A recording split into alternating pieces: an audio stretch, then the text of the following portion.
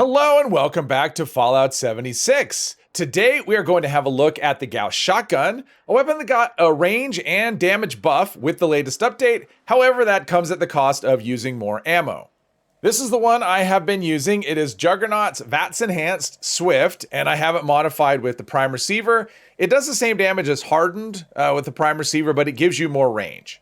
Got the extended barrel, the forceful stock, perforating magazine. I'm not really using that for armor penetration. I'm using that to raise the AP cost up, and that'll just help with number cruncher. So the damage on this, because it is a charging weapon, the damage you see in the Pip-Boy is actually 1/3 of fully charged damage. So you can see this thing is actually going to hit very hard, but you can also see ammo per shot is now 5. So every time we pull that trigger, we're gonna use 5 rounds. So this has turned into something that's fairly expensive to use. Before we get into the build, let's talk about the science card. Every time I do a video on a Gauss weapon, I always get comments on that asking either why I'm not using it or telling me that I should be using it. So once upon a time, the science card actually did look at the weapon type. So if it was an energy gun, pistol, or rifle, or shotgun in the case of the Gauss, it would give a buff to damage. It no longer does that. It actually gives a buff based on the damage type you're using, not the weapon type. So if it's not doing energy damage, it doesn't buff the weapon.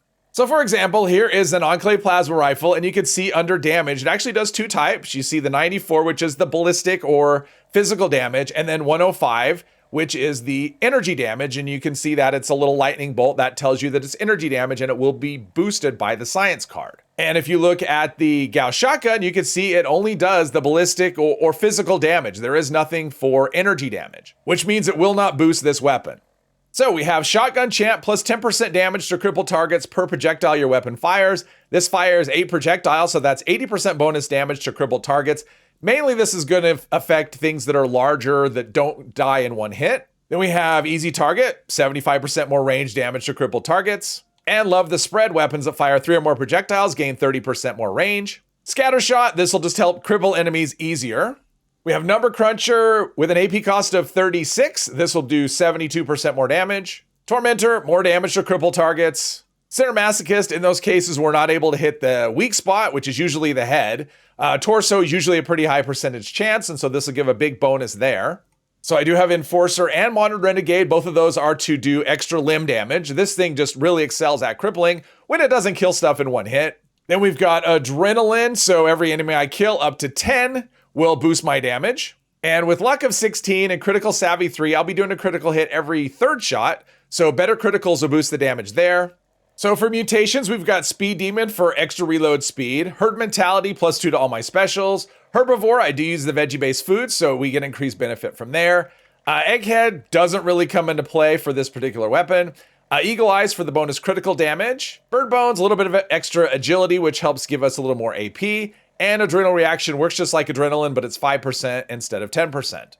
As far as food goes, Sweetwater Special Blend plus Party Boy will just give us a lot more perception. We'll feed into the Awareness perk, which helps with VATS accuracy. Blight Soup will give us 100% more critical damage. And then I have Pumpkin Pie and Silt Bean Soup. Those will just help out with the Juggernaut's effect on the weapon. All right, let's see how we do here. Let's see, nothing up top. Sometimes he's there, sometimes he's not. Okay, no enemies. There's no enemies here today. Okay, I saw some movement, and it is nice with the range and VATS Enhanced to be able to hit things from a pretty good distance with this. I mean, having a range over 200 on a shotgun, 95% on a super mutant's head is not bad, and you can see, now most of those were fully charged shots. I'm gonna be doing looting though, because I'm going through ammo. You can see I'm already down a little bit. I started with 1,000 rounds exactly on this weapon at the beginning of this run. So we'll see how we end up.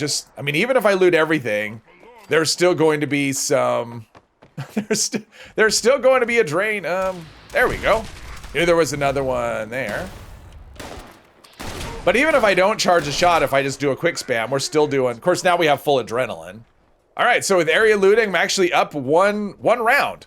So I'm actually turning a slight profit, which is not bad. Let's do a torso shot, which should be plenty. That was a critical hit, really for no reason at all, just because I could do one. And yeah, everything's pretty much, I mean, so far crippling doesn't matter. We're just killing everything in one hit. As I spawn in, I hear the sound of gulpers. Let's see, there's a fully charged non-critical hit. And okay, that's not too bad. And let's see how much critical should be. Oh, it's not a one hit, but the second one we can finish off with an uncharged shot.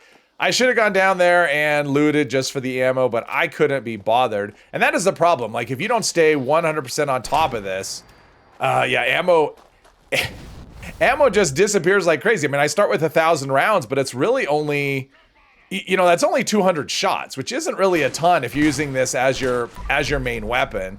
And so the downside of having it be 4 ammo per hit, not only is it that, you know, it becomes very hard to maintain your ammo supply, but also you have to carry more rounds. I mean, and ultrasight, or not ultrasight, but the 2mm ammo is rather heavy.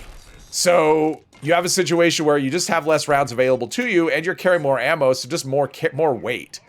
So yeah, I mean, it did get a buff. I mean, we are doing more damage than we were before, but 5 rounds seems pretty heavy. On the other side of that, if you wanted to use this with Bulletstorm, it's not gonna really be that great like this with just a normal ammo capacity, but if you do quad, this actually will work with Bulletstorm. You could actually get up to 20 shots really rather quickly. The downside is strength is already pretty crowded. I mean, there's a lot of good perks in there for shotguns, and you're gonna have to have some compromises there. So you can gain Bulletstorm, but then you'll lose the benefit of something else. You have to take out, I mean, basically you can't have anything like Blocker or Traveling Pharmacy. You're just gonna use everything for Bulletstorm. And I did try it, not on this, but I tried it on a combat shotgun. And I really honestly didn't feel the benefit. I mean, it's good, but because I'm having to do, you know, compromise in other ways, it was good, but it wasn't amazing. So, and it just felt like I had to, you know, spec a lot harder into it to get kind of the same results. So I like it like this, but that is definitely an option to run Bulletstorm, you know, on this, and especially because it uses 5 shots, because the calculation is based on, it's a combination of ammo spent and projectiles. And so this has 8 projectiles.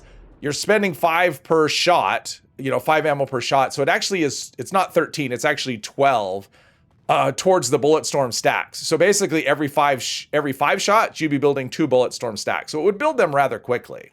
So I looted everything but the gulpers, and you can see I'm down, not 100 rounds, I'm down about 70 rounds already. And that's looting everything but 2 enemies.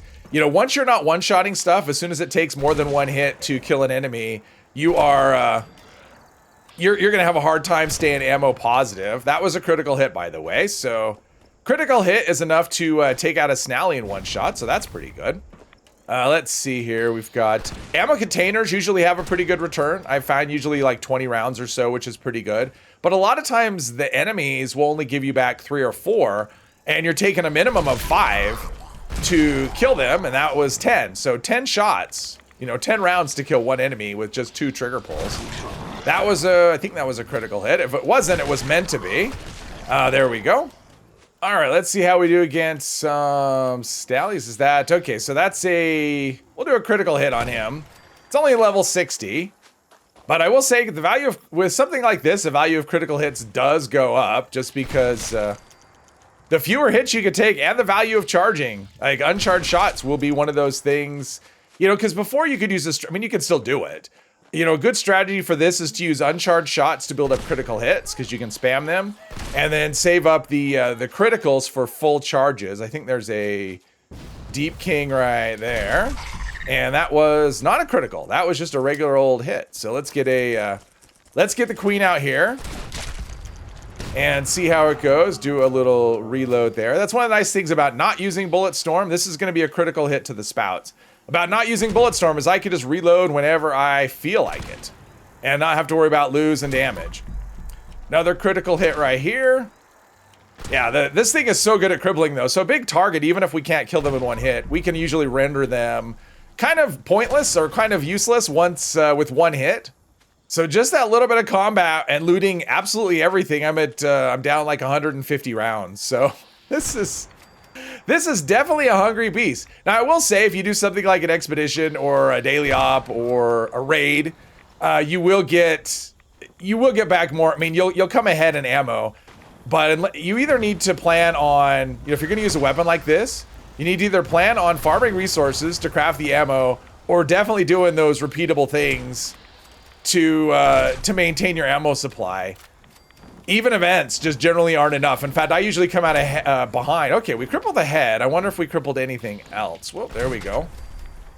But yeah, I found that in events, I might pretty much always come out behind. No matter, even if I loot everything, about the only way I'm going to come out ahead in an event is to just go there, let my teammates tag everything and not shoot. But then, what's the point? Then it doesn't really matter what my weapon is. But let's do some looting here. Yeah, we're already... Where did she go? Come on, get back here. Let's do a cripple on the wing. There we go. That should get her to land.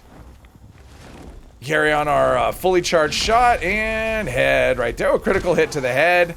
Yeah, not... The good side is you don't... Or the good thing about all this is you don't take a lot of ammo to kill things. I mean, even a big target like that goes down rather quickly. Now, this is primed, so we are going to do more damage to Scorched and Scorched Beast. Well, I was ready to do the outro to the video, and I saw some dirt kicking up, and there is a sheep squatch right here, and they tend to be rather tanky enemies. So let's see how we do against the sheep squatch, kind of like a little bonus enemy there. Let's do... That's not a critical... Oh, wow, okay. So, they're rather tanky. That is a... Yeah, you can see they are really tanky. However, again, like I was saying with big enemies, you can cripple them. Let's see, there's a critical. They don't stay crippled very long. Let's see, what's the... Yeah, I don't know. He's every body part is crippled, so he seems like he should be on his back or on his stomach or something. Or her. I don't know. I didn't check. Let's see, critical hits here. Yeah, it doesn't seem like they should be able to continue. But again, look at the ammo consumption. This was a very expensive fight. And at the end of it, I'm going to get... will I get any ammo back? Yeah, no ammo back, and I get a 1-star piece. So yeah, this is a weapon that's very... this is a very spendy weapon to use. And there you have it, the Gauss Shotgun. This weapon has really good damage, really good range, but because of the ammo consumption, you are really going to have to stay on top of things to keep it fed. Hopefully you've enjoyed this video. If you have, please hit one of the buttons, and I hope you'll join me in the next one. Thank you very much.